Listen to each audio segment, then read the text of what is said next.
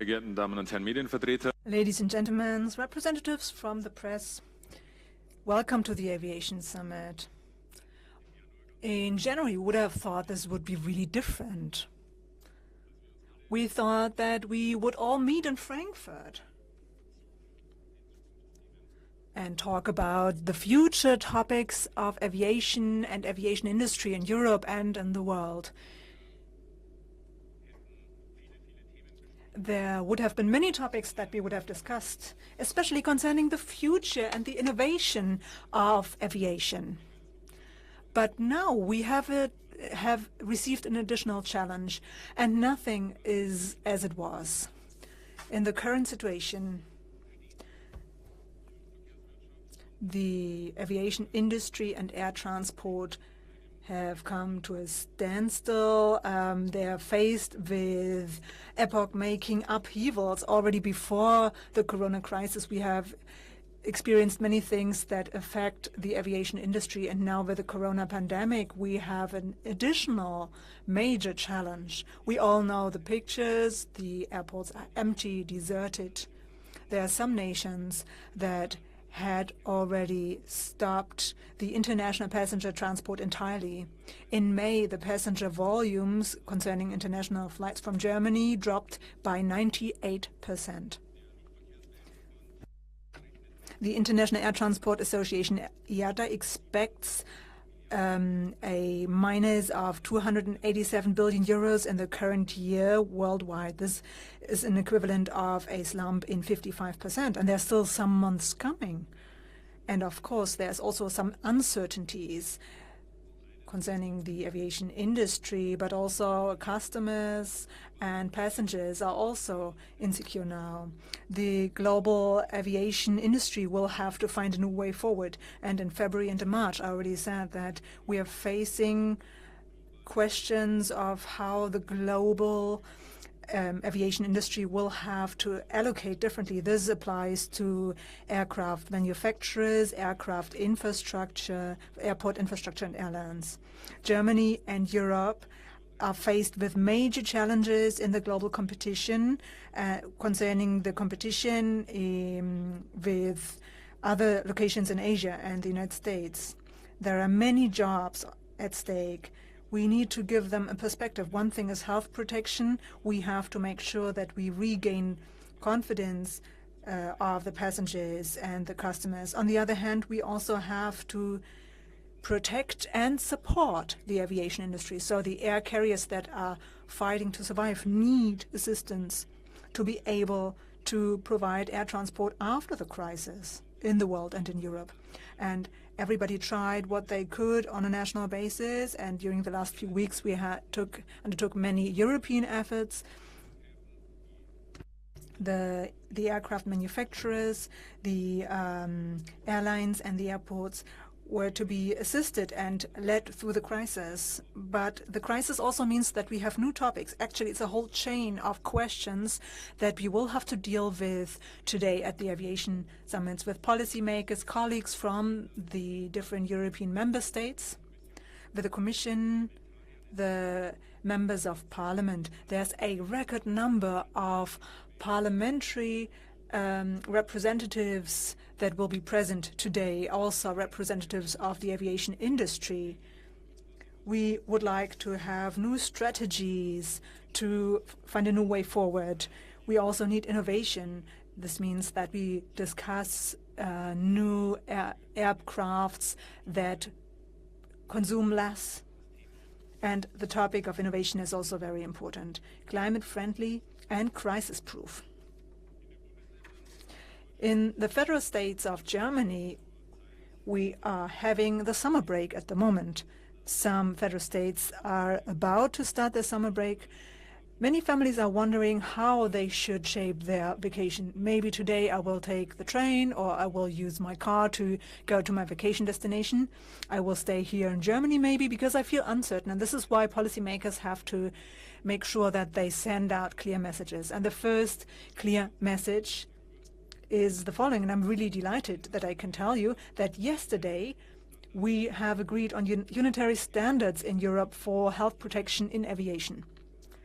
And with this we can create safety, security and clarity for all travelers.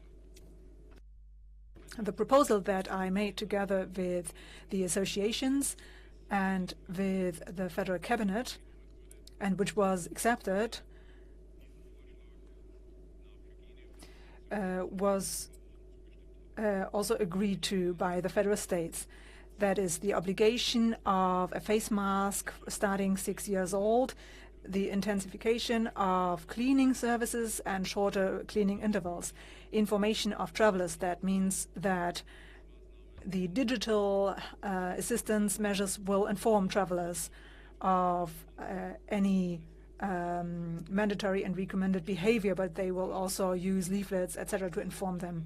We would like to enforce the minimum distance at airports during the handling process, even though it may take a bit longer then. And we would like to have a supply of a high level of fresh air in the airplane. We are coordinating with our experts from the Robert Koch Institute, and this is why I'm really glad that this was accepted on a European level, this proposal, and that we could agree on these unitary standards. We will also accompany what the health ministers have just decided, have agreed on, and that is that passengers returning from so-called high-risk areas can be tested on airports, and we would like to assist that process as well, especially concerning organization and the topic of how we would like to regain confidence to make sure that passengers can rely on being safe in the system. That health protection is the top #1 priority.